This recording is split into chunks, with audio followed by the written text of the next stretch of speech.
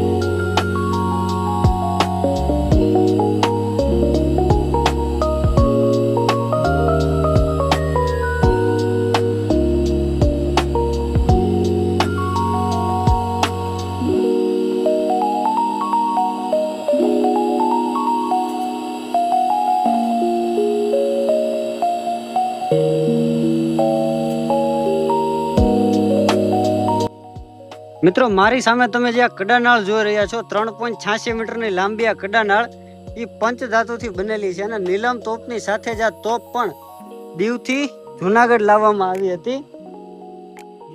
મિત્રો જો તમે જુનાગઢની અંદર દાતાર ચડીને કે ભવનાથની અંદર હરી ફરીને જો તમે થાકી ગયા હોય ને અને જો તમારે તમારો થાક રિલેક્સ કરવો હોય તો એકવાર જુનાગઢ ઉપરકોટની મુલાકાત અવશ્ય લેજો.